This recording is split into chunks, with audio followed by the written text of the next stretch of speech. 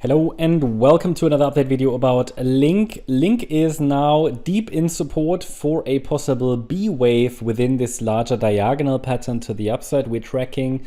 However, it's now very deep in support, and please be aware and remember that B waves are tricky. So B wave support is typically quite weak, can easily break, because we're dealing with pretty much with a 3-wave top, right? So we have in an alternative interpretation, we can easily say this is an ABC structure to the upside in wave X.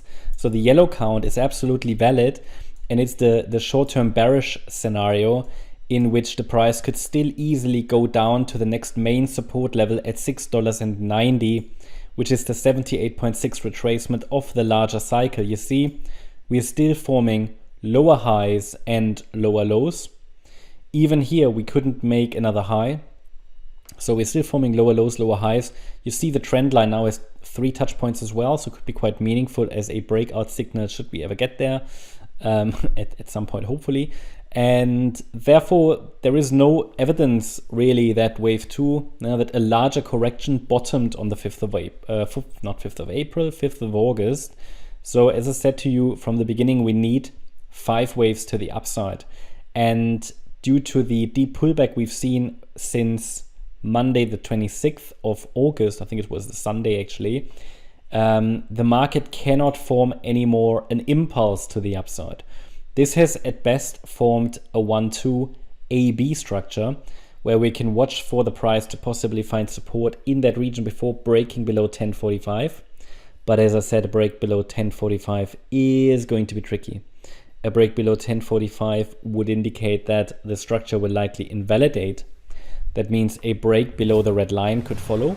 That's the invalidation point for the local 1-2 AB structure. While strictly speaking, yes, wave B could technically overshoot to the downside, but it would be extremely rare in a diagonal pattern, so I don't really want to see that. And that just simply means any break below the red line at 995 would put the probabilities more towards would shift probabilities more towards the yellow count.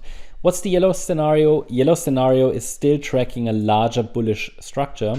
However, it would then look like a 5-wave move down from the March high.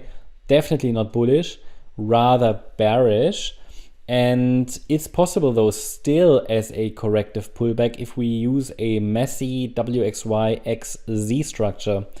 But therefore, the support levels are more relevant than the microstructures. And as long as we're holding $6.90, we can still explore the idea if this is still an overall bullish scenario.